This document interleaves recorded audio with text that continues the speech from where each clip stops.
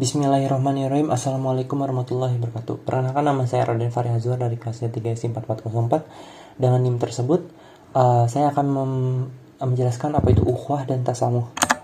Jadi, ukhuwah dan tasamuh ini sangatlah penting karena ini bisa jadi kunci perdamaian dunia ini. Karena masalah dari permasalahan dunia ini yaitu salah satunya itu perbedaan. Banyaknya perbedaan suku, ras, atau agama. Nah, untuk solusi yang pertama yaitu pengertian ukhuwah.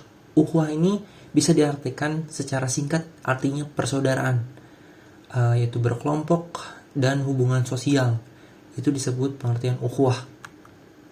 Selanjutnya ada berbagai macam ukhuwah. Ada ukhuwah Islamiyah. Ukhuwah Islamiyah mengandung arti persaudaraan yang bersifat keislaman. Jadi kita saudara sesama muslim itu bisa disebut ukhuwah Islamiyah. Selanjutnya ada ukhuwah Wathaniyah, yaitu artinya tanah air atau tempat kelahiran atau tempat darah.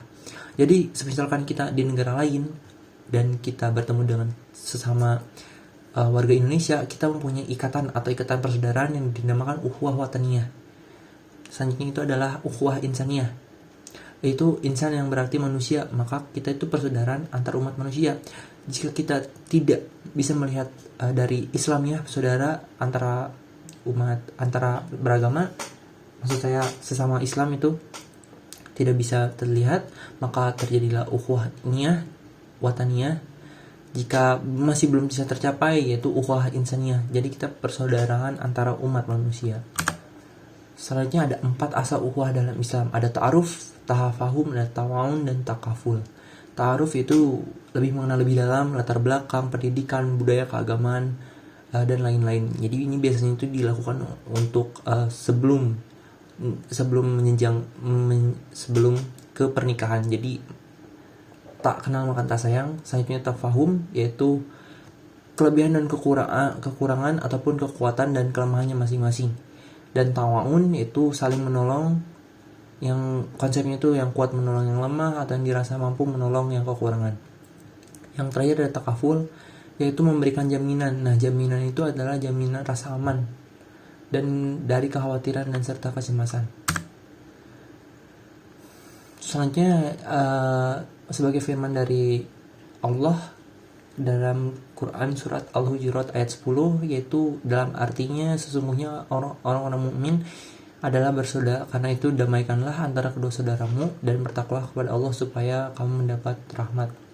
Quran surat Al-Hujurat ayat 10. Yang kedua artinya pengertian tasamuh. Nah, untuk kunci yang kedua ini berasal dari kata Arab, yaitu artinya toleransi, tenggang rasa yang bermurah hati dan melapang dada. Menurut istilah, tasamuh adalah memiliki akhlak terpuji, pergaulan di mana ada rasa saling menghormati dan menghargai antara satu dan lainnya, tetapi masih ada batas-batas digariskan oleh ajaran Islam. Nah, yang dimaksud batas-batas yang digariskan oleh ajaran Islam, semisalkan kita mempunyai teman yang non-Islam, untuk bertoleransi, semisalkan kita beribadah di tempat ibadahnya yang nggak bisa gitu kan, itu adalah batas-batas yang digariskan oleh ajaran Islam. Jika kita tidak bisa jika kita mentoleransi ke semua hal, maka kita tidak mempunyai suatu prinsip yang kita pegang gitu.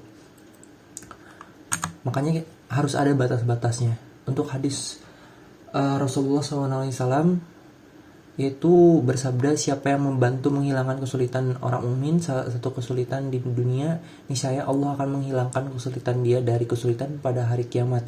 Dan barang siapa yang memberikan kemudahan kepada orang yang menghadapi kesulitan, Allah akan memberikan kemudahan kepadanya di dunia dan di akhirat. Hadis riwayat Muslim.